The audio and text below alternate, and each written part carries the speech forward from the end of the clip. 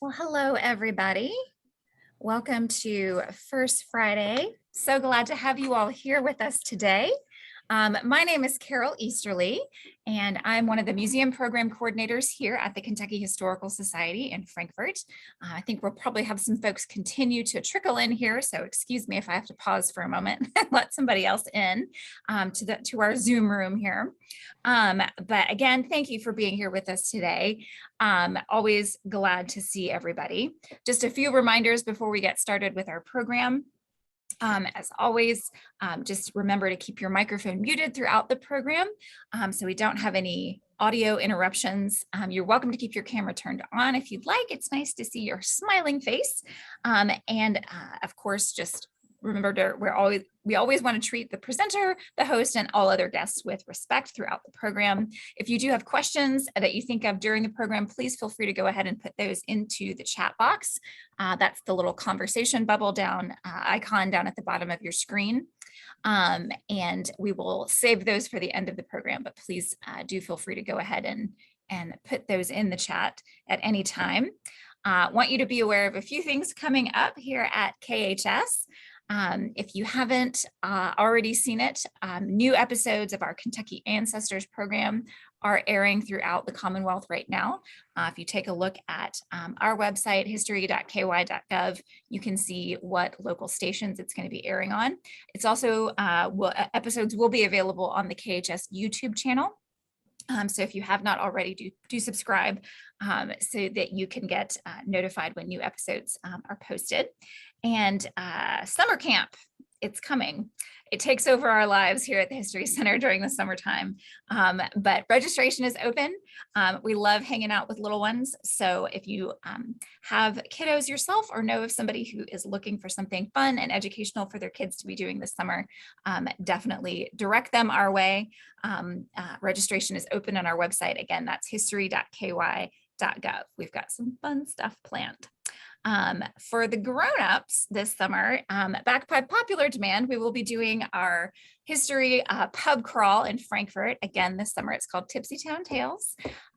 History, like so many things, is more fun if you've got a drink. So I'm the host, and I will regale you with, tawdry and salacious tales, the dark side of capital city history. So those are going to start in June. If you are free, we'd love to see you for one of our Tipsy Town Tales events. And of course, next month, our speaker for First Friday will be Dr. Holly Pinheiro Jr. from Furman University. And he will be sharing from his book, The Family Civil War, Black Soldiers, and this Fight for Racial Justice. So we hope that you will join us. I believe that is Friday, June 6th, is when our next First Friday is going to be. But today we have with us Dr. Rosie Moosnick from Lexington. She is a native of Lexington. Her dad was a professor at Transy. She's a sociologist by training, and I believe teaches sociology at the University of Kentucky. She's also the author of 2 books, and I believe is at work on her 3rd book, and her 2nd book and the current one. Working on that. My phone's talking to me. I'm sorry, y'all. 2nd book and her current book are something went wrong. It Please did. try again. It did. That's cute. I'm just going to turn it off. All right. So anyway, Dr. Moosnick has become quite the practitioner of oral history as well. And we are very glad for that. So one of the things that I love about her work is that she wants oral histories to be able to highlight the commonalities between people.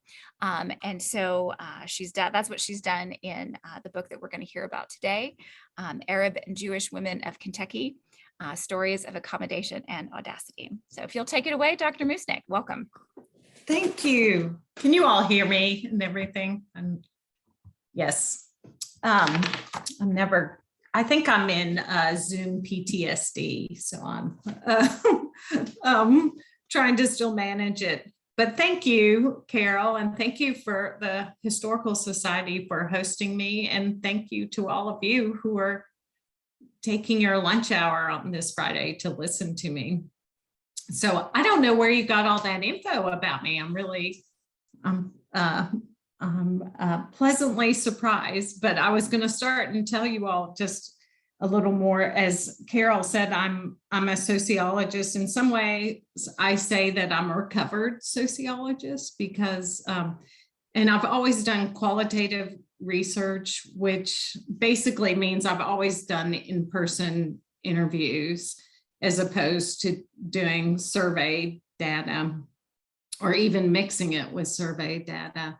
And I've always felt like I was trying to make lives visible that I felt were invisible, or lives that I felt like were hyper visible, being able to sort of shatter stereotypes or offer more nuance to people's stories.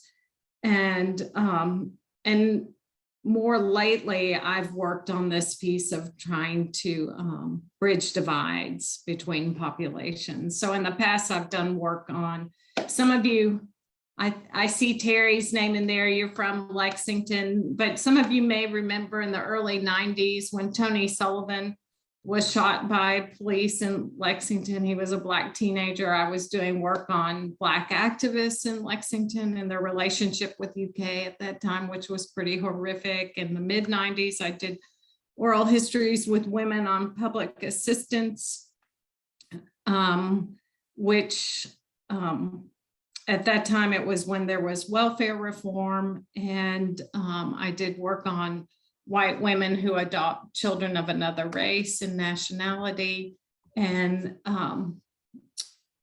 then this work on the Arab and Jewish women. And the current work I'm doing is about rural and urban students on 4 different college campuses and how can use their stories to overcome that divide. But this work came out in 2012. And they re-released it this past fall in paperback. The astonishing thing, or maybe not so astonishing, is that the context has changed dramatically in that decade.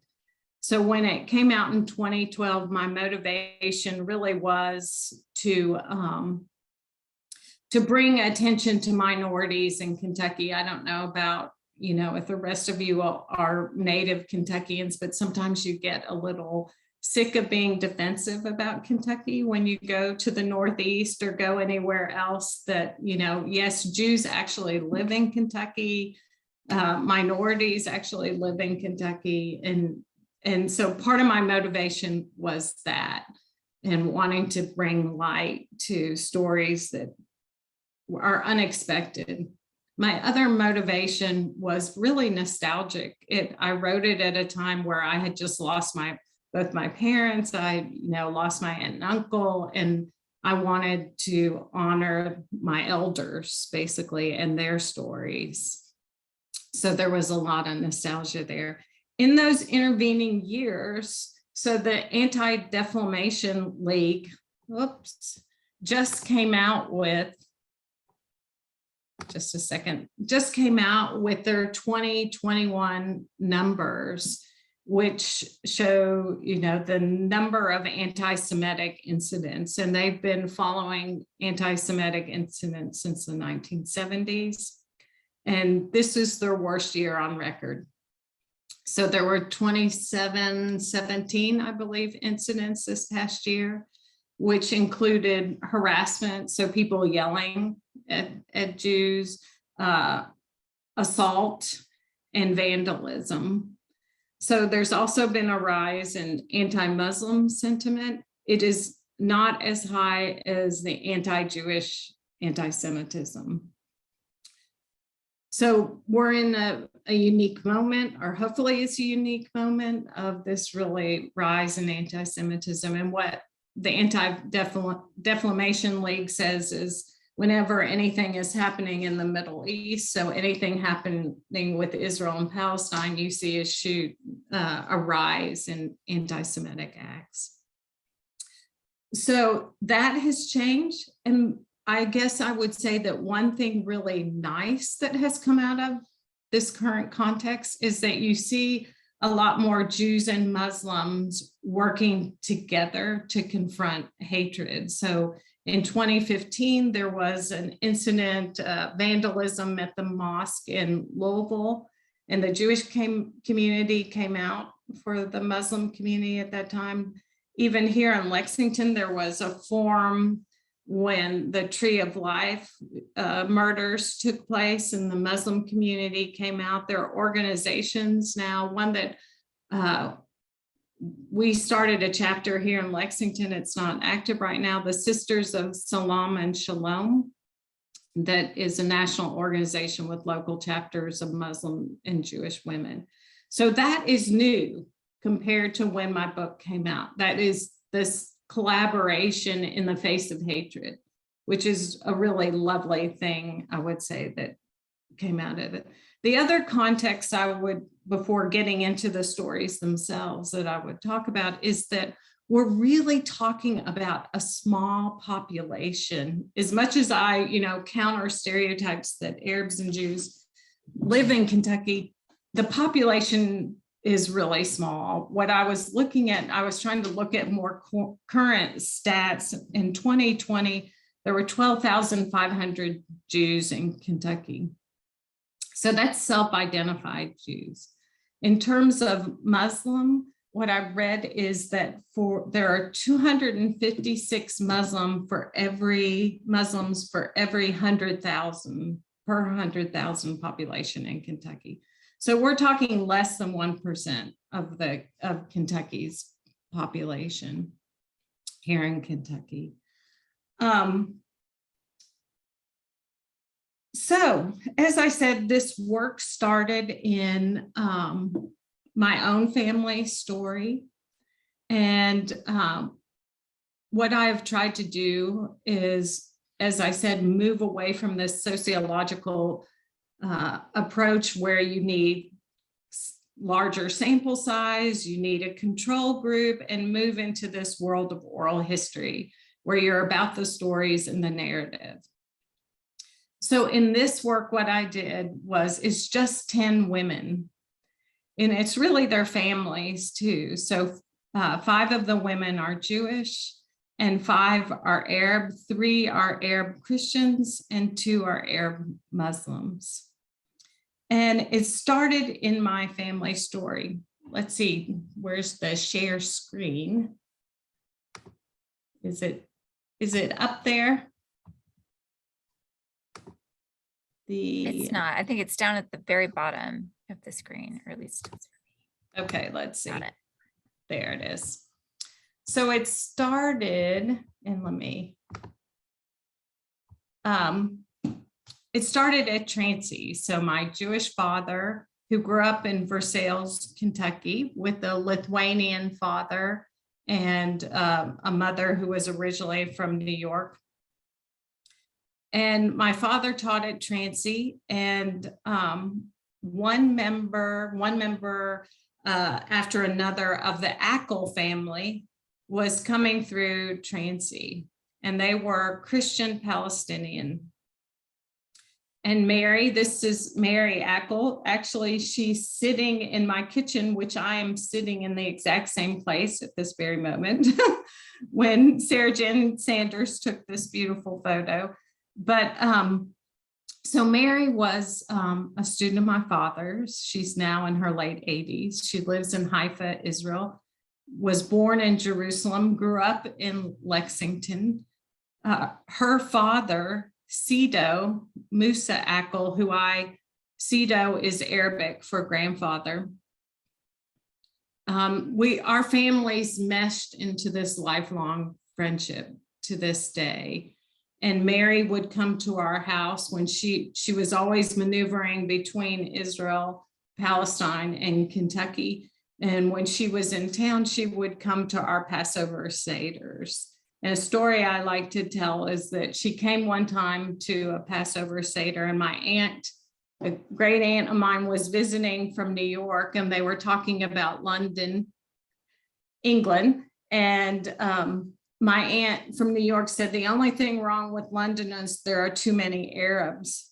And she said this sitting next to an Arab, and had no idea. So I sort of laugh about that scenario. in the sense that you can be sitting next to someone and have no idea who they are. And maybe Kentucky afforded us the opportunity to see our likenesses. So let me show you the next slide. So this slide on the left, on my left, is the Haymarket in Louisville, which from the late 1800s until I believe it was 1969, it closed, which was where a lot of immigrants had their fruit stands and their meat stands and so you had Arabs and Jews, Arab Christians and Jews meeting in these places. And on the right side, I took a picture of Sido, Musa ACKALL, Mary's father, of his card he gave to me because he peddled fine linens and rugs. And so when I was in graduate school at UK, he lived, right almost on campus. And I would go on Fridays and sit with him and listen to his stories. And he would tell me about the boat ride from Palestine to New York that took him a month. And on one occasion, he was on that boat and he fell in love with a Jewish woman, which was, of course, a forbidden love. And he would tell me about peddling his fine linens and rugs. He really had beautiful Oriental rugs throughout the American South. And listening to him, I realized that we had similar immigrant tales. And for Arab Christians and Arab Jews, we really did have similar immigrant tales. So we came to this country around the same time, the late 1800s into the early 1900s. And we peddled goods. My Lithuanian grandfather peddled goods for Arab Christians who were mostly from what we now call Lebanon. They would peddle, like Sido did, linens and rugs, and Jews, a lot of times it was dry goods. And the Christians may carry crosses with them so that they could let people know they weren't Jewish, because they were more likely to be mistaken for being Jewish because there were larger numbers of Jews coming to the country at that time. And so the hope was that you eventually opened a store, and that store allowed future generations to enter the professional classes. So all the women who I feature in the book have association with stores in Kentucky. Excuse me. And I decided to focus on women in particular because I felt like there are quite a few books out there about Jewish shopkeepers, and even in the South, there are a number of books about, but they rarely feature the women, and women were often behind these stores. And partly, again, this goes back to my own nostalgia. So this is my own family. These two, this is my mother and father. This is my aunt and uncle. And this was my grandmother, Mama Rose. Well, Mama Rose died 2 weeks after I was born, so hence I was named for her. And I liken her spirit. So she lived with us, even though she was no longer alive. I joke that she was our Rebecca, the Daphne du Maurier novel and the Alfred Hitchcock film, because her presence, my father was constantly, he adored his mother. He was constantly talking about her. And so I would be in the living room with my father and he would say, we have these antiques because Mama Rose was smart enough to buy antiques before people thought they were worth anything. And then I would go into the kitchen and find my mother smoking a cigarette, and she would say that woman was too much. She was overbearing. So I'd get these diverse stories about who my grandmother was. But what was clear was that my grandmother was a force, right? She was not looking for her own advancement, but she was looking for her children's advancement. And after my father died, an old neighbor from Versailles came to the house and shared with me that when a Jewish neighbor, when his family moved to Versailles in the 40s, that my grandmother knocked on their door and said, "We have good relations with the Goyim," which is Yiddish for non-Jewish, "don't ruin it," and left. And so that says a lot to me about who my grandmother was, that there was this sense of comfort and discomfort in small town Kentucky. So what I did was couple women based on themes, really going through their stories. So I transcribe and code every story. And that way I was very traditional qualitative sociologist. And I put Mama Rose with Rose ROWADY. And both women were in central Kentucky in these small communities. So my grandmother was in Versailles, Rose ROWADY was in Winchester. And believe it or not, at the time, it's close to Lexington. And at the time, Lexington had an active Jewish community, but that was considered a distance. You didn't really come to Lexington all the time. You didn't take that drive as you didn't with Winchester, and you weren't on the phone. My uncle talks about, if my grandmother got a phone call, it was bad news. So she'd quickly hang up, because if someone's phoning you, it means bad news, right? You don't phone just to talk. You phone to get information across. So these were two women who were outsiders who moved to these small communities and somewhat isolated. In Rose ROWADY, here's a picture of Mike ROWADY. Her son, Rose ROWADY, was in Winchester. She was from Lebanon originally. She came to this country peddling with her brother and ended up marrying and staying in Winchester. The rest of the extended family, the Thomases, left Winchester, and she couldn't leave because her husband became sick and died at a young age, and she was raising 7 kids by herself. The Thomas family moved to the Detroit area. You may recognize her niece. Rose ROWADY's niece was Helen Thomas, who became the White House correspondent.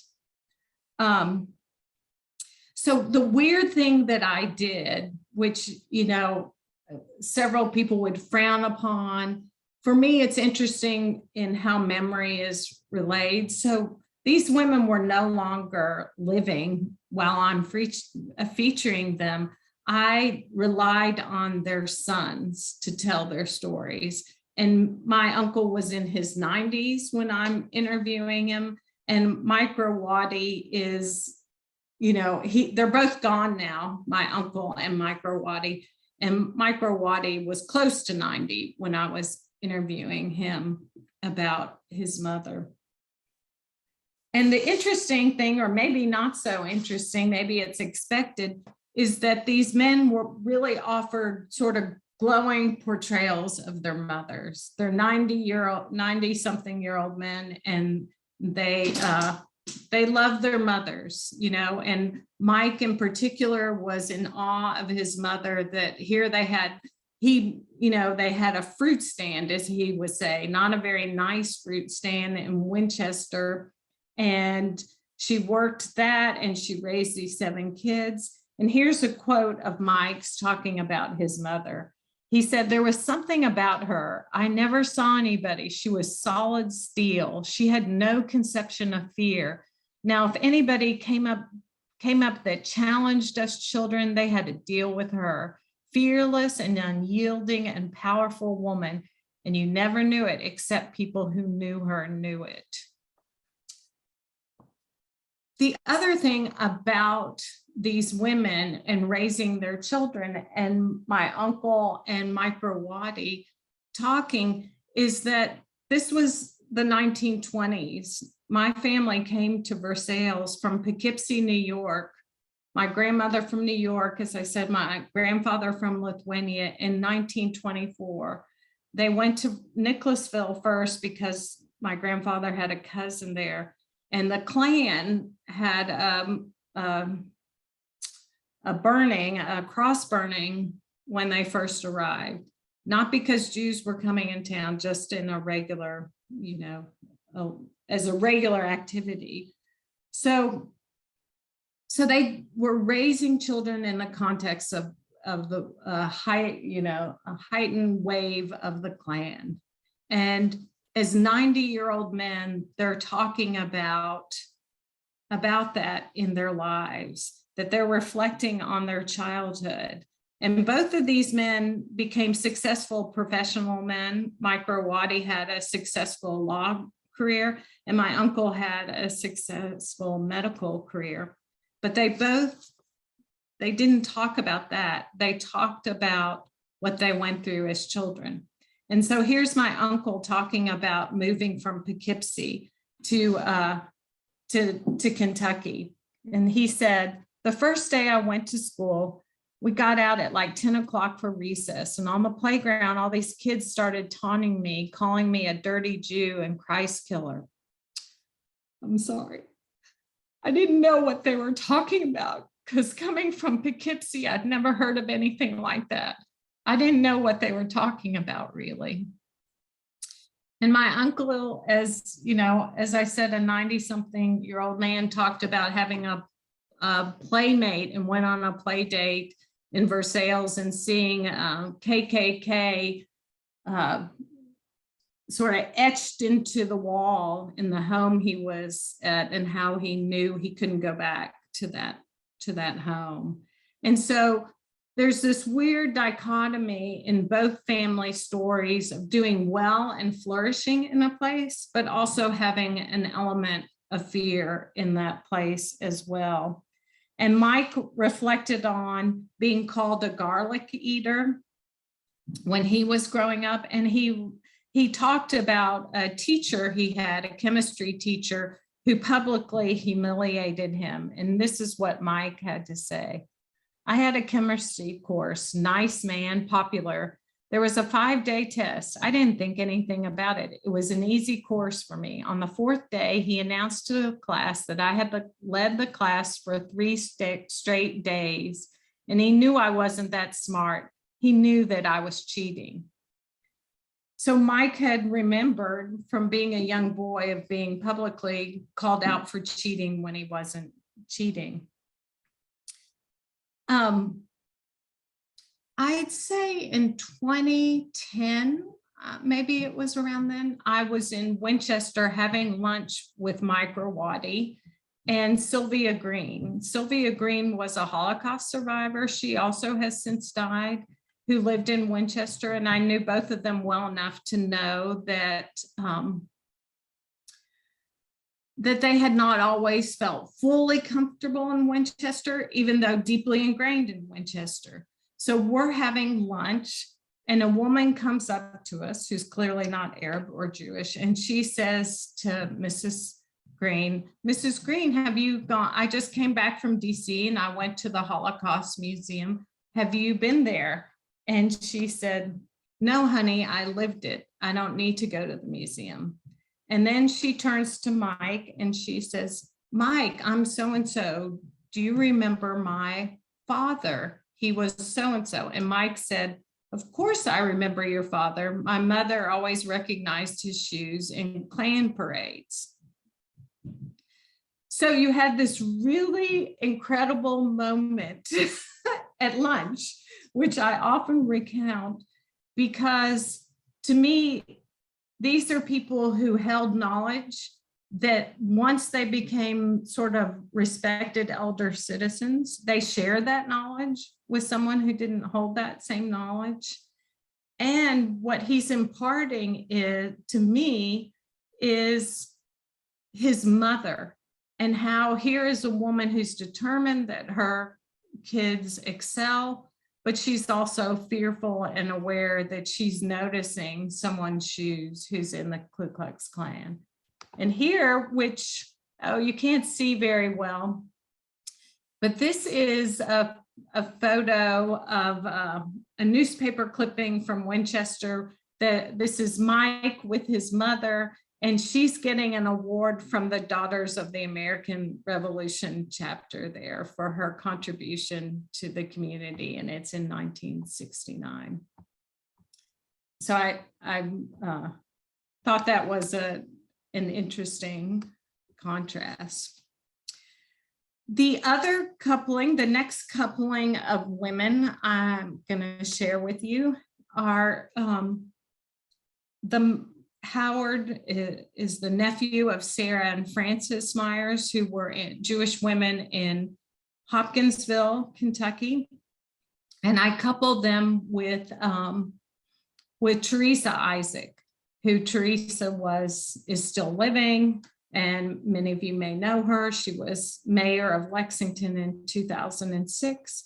When she was mayor of Lexington, she was the only Arab American woman mayor of a city as large as Lexington or larger. So she got a lot of attention in the wider Arab American community. Queen Noor from Jordan gave her an award. She's featured in the Arab American Museum in Dearborn, Michigan.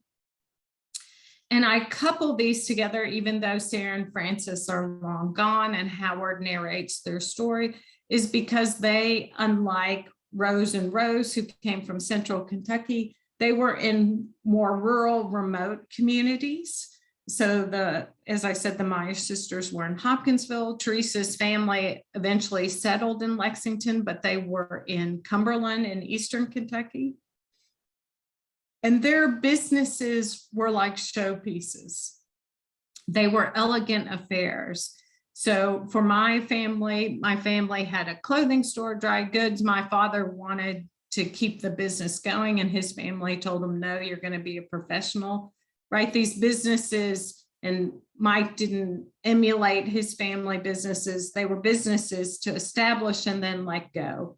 For the Myers, Howard said it was like Arnold's was like a Saks Fifth Avenue in Hopkinsville.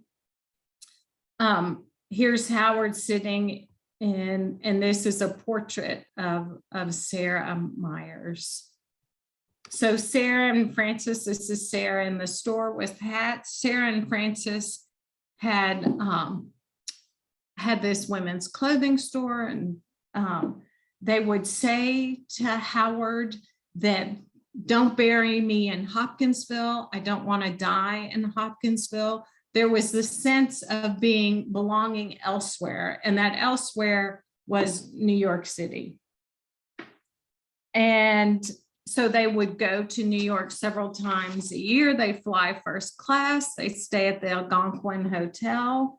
And here's Howard talking about them and their relationship to Hopkinsville. For them, Hopkinsville was just a place to live, a place for them to be. But I think if they had had their druthers, they would have made enough money to retire in a major city, with New York being their first choice. So they had this sense of being sophisticated women. And Jackie O was their role model. But they weren't traditional women. They never married, never had children. They lived together. And they were really first and foremost business women. They dressed important dignitaries, right? Because Fort Campbell was in Hopkinsville, or still is in Hopkinsville. Here's an old picture of their downtown store. And let me show you another one. Their front. This one, I don't know if you can see, I just think is incredible. It has a woman on a swing who's hanging from the ceiling of the window front. So they dressed Ned Breathitt's wife, Frances Breathitt, when he was inaugurated into the governorship. And Sarah was called, I love this story, it was even featured in the Nashville Tennessean, was called to Paris by a General Crittenden, I believe that was his name, his daughter was getting married, and they were stationed after being in Hopkinsville, like Fort Campbell. They were sent to Paris. This is post-war Paris, around 1960, I believe. And they summoned Sarah to come to Paris because the bride cannot imagine not getting married without consulting with Sarah. And there's a quote in the Nashville, Tennessee, an article that says Sarah said she felt like she was carrying coals to Newcastle. But I just love this idea and this image that fashion had to come from Kentucky, even when you're in Paris, France. Sarah was very much, cared. They were very much community minded, and they were sort of on a stage. Howard would tell stories that the family would be fighting maybe in the back of the store behind the curtain, and Sarah would open the curtain and immediately she was on a stage and knew how to hide any tension that there might be. She even had a radio show about fashion that was out of the store for something like 40 years. But their lives, and here's a picture of the store when it moved to the mall in the 1970s, but their lives were complicated. So as I said, here they are, women who are almost promoting Jackie O, promoting, being a beautiful woman and being there for parties and your husband and these sorts of things, but that it wasn't the life that they were leading, and that they were also nurturing other women to become business women. And one thing that they did that's is so yummy to me is that they had this house and they had a pool at the house. And on Sunday, when everyone was at church, they would have cocktails and a party around the pool with other women who weren't fitting conventions. So you had these women who may have been lesbians if they were in another time and place, or a woman who left her hubby and took off with some young man. And while everyone else in the community is at church, they're smoking and drinking by the pool. So they had this front stage life and this backstage life that was much more complicated than the front stage was presenting. They also had a complicated relationship with being Jewish. So they would go to Nashville for the high holidays, and what Hopkinsville is like an hour and a half or something from Nashville. And I need to look, maybe someone knows the exact. And they would go to Nashville as the largest community near them to go to high holidays. But Sarah also thought about converting, becoming a Presbyterian. As Howard said to me, she thought about becoming a Goldwater Jew, because Barry Goldwater was originally Jewish. But at the same time, Sarah was going around town, going to churches to talk about what it was to be Jewish. So she was being this educator at the same time that she was thinking about disassociating in some way, or, not feeling like the sort of new immigrant type of Jews. And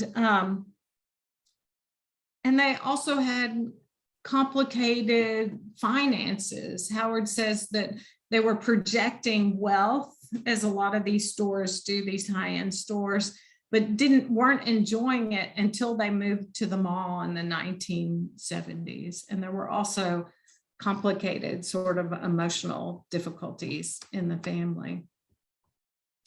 I coupled them with Teresa Isaac, and Teresa is here in the middle, and she's with her cousin here, Kathy, and her aunt, who has since passed away, Aunt Barbara. And the reason I coupled them, they're women from completely different generations, is that there was the same sort of setup. Teresa's family, as I said, originally came from Eastern Kentucky, came from Cumberland, Kentucky. Her Lebanese grandparents settled in the area. Her grandfather was very much about presentation. He was never not in a suit. the family owned a series of movie theaters in Eastern Kentucky. He'd even have his suits imported in from slaughters. She said she remembers these slaughter boxes coming from Daytona Beach. I tried to find the company because I wondered if it was a Jewish-owned men's clothing store. But he was very much about how he presented himself to the community. So they had these movie theaters. They also had live acts, and they were, again, community-minded and understood that they had a presence and were sort of, in some sense, more sophisticated than the locals in a way. Or Teresa doesn't talk that way or think herself that way, but just bringing in sort of urban sophistication to a rural setting. And I will quote from Teresa, who has this interesting, I call Teresa the Ben Kingsley of Kentucky. She's one of those, my son calls them racially ambiguous persons, you know, where you can't peg them and who they are. So sometimes Teresa's confused to be Jewish, sometimes Arab, sometimes biracial or Latin. She can fit multiple places. But Teresa identifies as being a Kentuckian from the mountains and Lebanese. And here's a quote from Teresa. She said, "I identify very much with the mountains, very much with the mountains. And always when I meet somebody else from the mountains, it's like there's an automatic connection. Somebody tells me they're from around Harlan, and it feels like an immediate connection. Even if I've never met them before, I feel like an immediate bond. The same way I would feel if they came up to me and they said they were Lebanese. It's the same feeling if they tell me they're from the mountains." So this deep sense that her identity is both of the mountains and is being Lebanese. And it's really rooted in this family. Her grandparents had 7 children. They opened a movie theater for each child. So this is, I love this photo. So this is another one that Sarah Jane Sanders took. This is her Aunt Barbara. And I love this because here's a camel, you know, that makes overtures to Lebanon. And this is the family portrait of 7 kids and her grandparents in Eastern Kentucky. And Teresa credits her grandparents for being so much on a stage that allowed her to take the political stage. And she had role models for it. So her father in the 1960s was mayor of Cumberland, Kentucky.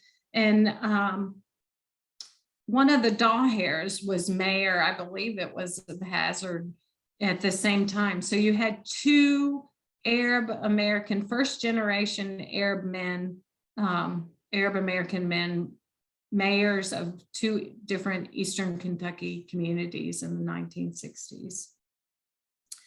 So I'm not the only one who sort of pegs Teresa as this Ben Kingsley. She worked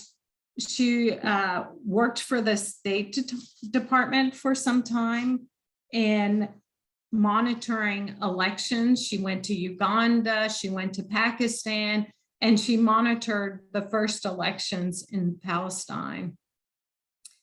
And she talks about how people couldn't peg her in Palestine. And here's a quote from Teresa about it. She said, "The accent," this is what Palestinians were asking her. I'm like, "It's from Kentucky." And they would be thinking, what on earth is an Arab doing in Kentucky? They were just mystified that an Arab from Kentucky had come to monitor the first Palestinian elections. I just always told them that Kentucky reminded my grandparents of the mountains of Lebanon. So as I said, Teresa is doing this constant sort of identity negotiation of feeling deeply rooted in the mountains of Kentucky and also deeply rooted in her Lebanese identity. The last coupling I'll do, I need to leave time for questions, don't I? I'll just quickly go through this. So the last coupling I did was with sets of this last coupling are women I call the jugglers. So they were juggling being mothers and working when people didn't expect them to. So this is Renee Heimson. Any of you from Lexington may know Heimsons and Heimsons taught in teens. And this is Renee modeling for Heimsons with her daughter in the 1960s. But so at this time, in this generation, unlike my grandmother's generation, there had been some accumulation of wealth. It's after World War II, right? The GI Bill. And Renee and my mother's generation, most of the women moved into suburbia and were no longer working, right? They weren't in the stores anymore. But Renee was. She was working in the family store, and people didn't expect her to be. And she talks about trying to have meals for her family at a time when imagine, she talked about AMP would close at like 5 or 6 o'clock and she'd get off work and there's nowhere to buy like a quick meal to make for your family and things. She talks about like making steaks on the grill to have a quick meal for them. And there's none of this culture of getting food in and out quickly. And I couple her with, that's another more recent photo. Renee's like in her late 70s now. I couple her with Manar and Sosan, who are 2 Muslim women who live here in central Kentucky. Manar's originally from Palestine. Sosan's, her family's originally from Palestine, but she grew up in Jordan. And they came here. And the reason I put them with Renee is that people do not think of Muslim women as being contemporary and modern women, and that they're juggling in the same sort of way that any other contemporary mom and mother is juggling, and that they're soccer moms in the same way that a lot of us are soccer moms. And I don't have a picture of Sosan, I couldn't find it. But Sosan at the time was also working at Victoria's Secrets, which people do not think a Muslim woman is going to be working. But let me tell you, the Muslim community comes out to Victoria's Secrets. So she had a large customer base following her. And Sosan and Manar are not just juggling being moms, they're also juggling that their allegiance is to this country, but also to Palestine and Jordan. So, you know, when the pandemic wasn't going on, they may go back during Ramadan to spend a month there. And they're also juggling how people take their identity. So, and I'll just quickly say this quote from Manar, who's pictured here. And she said, I get a lot of people that think I'm Hispanic, Mexican. I got a lady today, she's from Iraq, and she goes, you look Italian. I said, I do? I've never heard that before. I've heard Mexican, but never Italian. And she was talking to me and I said, you don't look like you're from Iraq. And she said, yeah, a lot of people think I'm Hispanic too. So they're juggling these identities. Manar and Sosan are women who don't wear the hijab, who don't cover their head. And so they talk about that they haven't encountered sort of that yelling, go back to your country or whatever people may encounter when you wear the hijab, that they haven't negotiated that. In the same way that Renee, you know, to some people did not look Jewish, so people would say anti-Semitic things without knowing that she was Jewish. And I will just end, I am so sorry that I've just sucked all the time, but what I'm currently trying to do and what I've done with this is how can you take stories and maybe try not to make them too sweet or too saccharine, but how can you use them as a way to bridge divides? Especially, I often refer to a book by Bill Bishop, who used to be a Herald Leader columnist here, but he wrote this wonderful book called The Big Sort.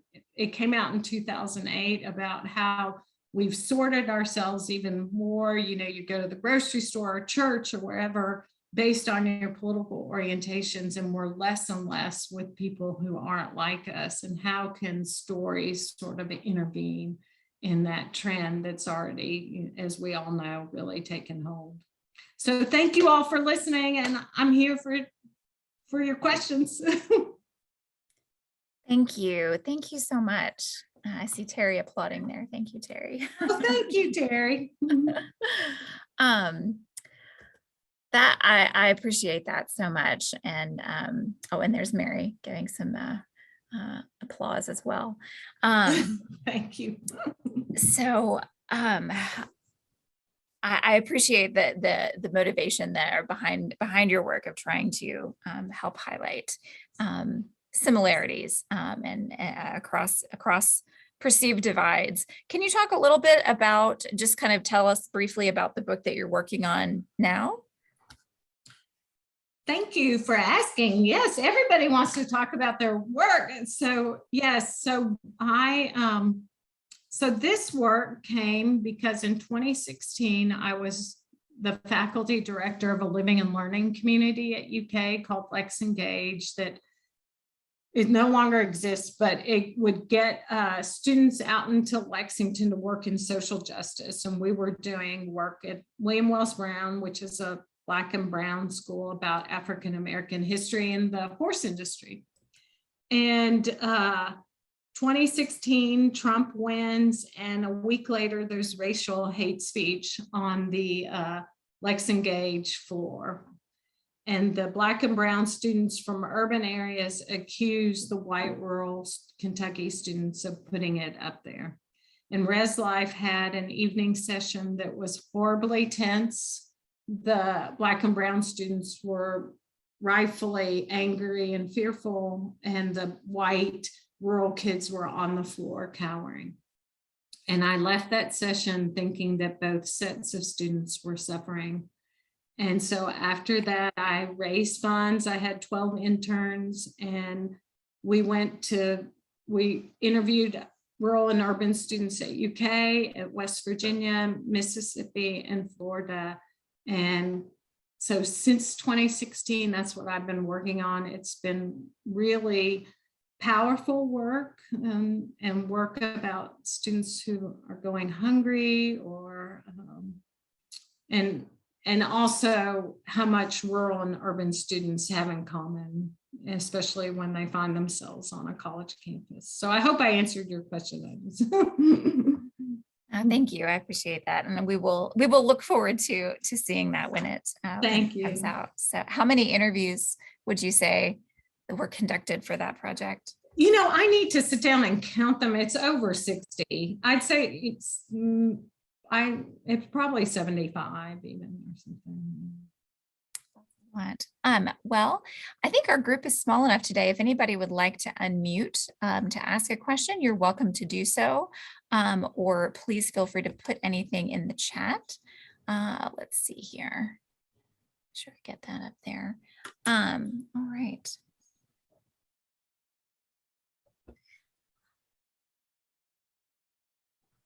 Well, if nobody has anything that they're going to add, I will let you guys know. Oh, Terry, there, I see your hand. It took me a while. I was going to put it in the chat, and then I was trying to unmute, but thank you very much, Dr. Moosnick, for your talk. It was really enlightening for me, and it took me back to some of the neighborhoods that I knew in New York State, and some of the people there. But I'm wondering, when you did sit down with folks, what did you tell them you were going to do with their information? How did you get them all to open up? What was the theme that you said was going to be part of your research?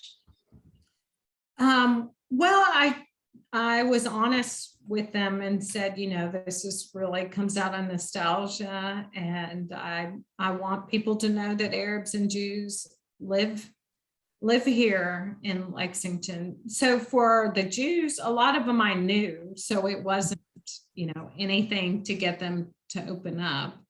For Arab Christians, a lot of them I knew as well. It was more the Muslim community I didn't know, which at this point I'm so connected with the Muslim community, and they've been really warm and welcoming to me. But when I look back, like with my interviews with Manar and Sosan, I find I was incredibly clumsy to ask questions like, what does it feel like to be Muslim in Kentucky? Or are there times you don't feel safe?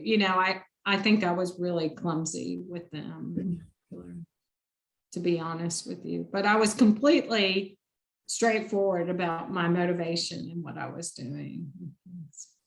Great. Yeah, thank you. Thank you, Terry.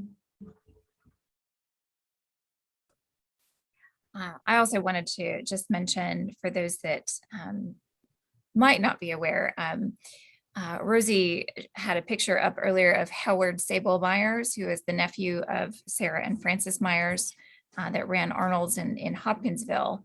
And we are really fortunate at KHS to have been the recipient of some artifacts and documents that Howard donated for our collection. So we have some cool stuff from from Arnold's in our collections here. If you are ever interested in checking that out, our artifact collection is all digitized and it's available. You can look things up via the KHS website. A lot of documents are digitized. I think that they're still working through some of those, but so for research or just for personal interest, you can see some of those things. So that's very cool for us to have those. All right, well, guys, it looks like we are going to need to wrap up. Rosie, thank you so much again for sharing these stories. That was really, really wonderful. And I do again look forward to your next book coming out. Hopefully we can get you back to talk about that too. Oh, So, thank you. I so appreciate it. And thank you all again for being here. Appreciate it. all right. Well, everybody have a great Derby weekend. Celebrate, and we'll see you again next month for Dr. Holly Pinheiro. All right, everybody have a great afternoon. Bye-bye. Bye. Thank you. Bye. It was so good to meet you. Bye-bye. It's really nice to meet you, Carol. Stay in touch. I will. Bye. Bye. Bye.